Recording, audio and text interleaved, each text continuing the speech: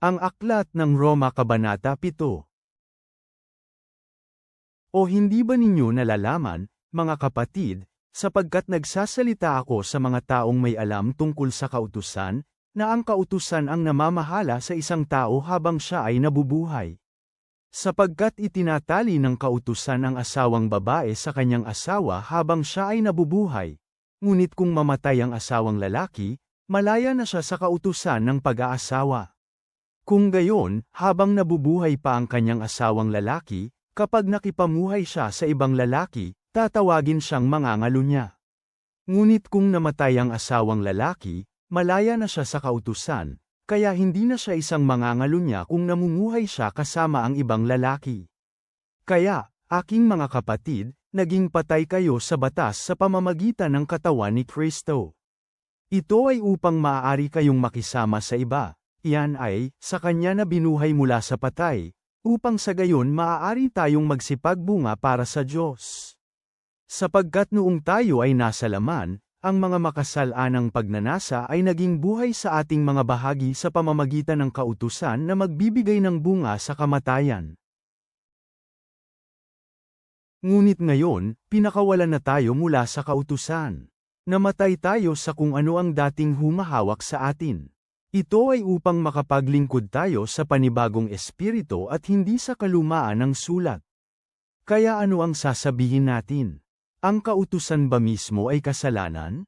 Huwag nawa itong mangyari. Gayunpaman, hindi ko sana malalaman ang kasalanan, kung hindi dahil sa kautusan. Sapagkat hindi ko sana malalaman ang tungkol sa kasakiman kung hindi sinabi ng kautusan na, huwag kang maging sakim. Ngunit kinuha ng kasalanan ang pagkakataon sa pamamagitan ng kautusan at nagdala sa akin ng bawat masamang pagnanasa. Sapagkat kung walang kautusan, patay ang kasalanan. Minsan akong nabuhay na wala ang kautusan, ngunit nang dumating ang kautusan, muling nabuhay ang kasalanan at namatay ako. Ang kautusan na magdadala sana ng buhay ay naging kamatayan para sa akin. Sapagkat kinuha ng kasalanan ang pagkakataon sa pamamagitan ng kautusan at nilinlang ako. Sa pamamagitan ng kautusan, pinatay ako ng kasalanan. Kaya banal ang kautusan at ang utos ay banal, matuwid at mabuti.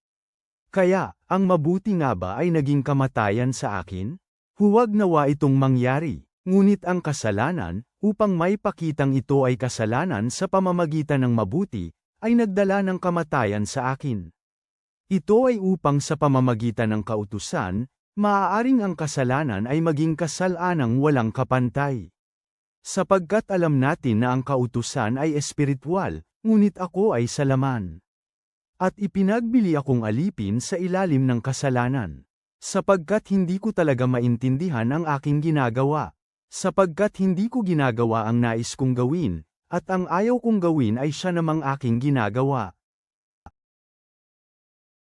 Ngunit kung ginagawa ko ang ayaw kong gawin, sumasang-ayon ako sa kautusan, na ang kautusan ay mabuti.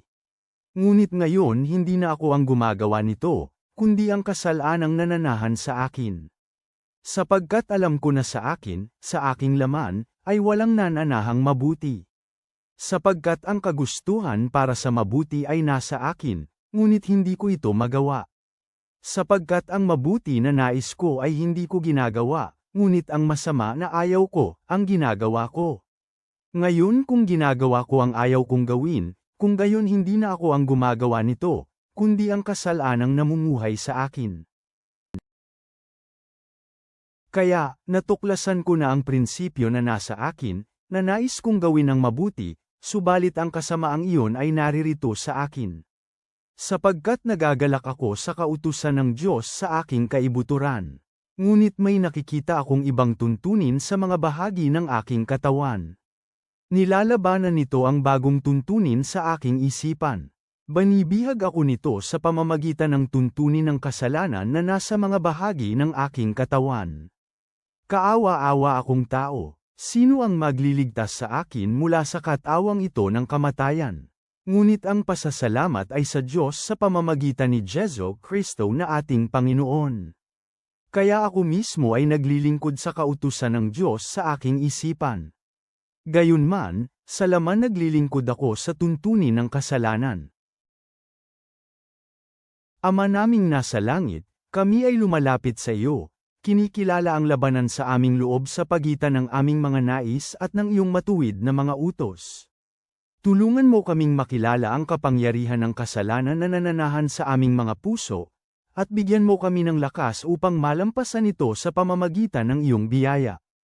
Naway makatagpo kami ng pag-asa sa kaligtasan na iyong ibinibigay sa pamamagitan ni Kristo, na gumagabay sa amin upang mamuhay ayon sa iyong espiritu. Hubugin mo kami ayon sa iyong kalooban at layunin. Amen.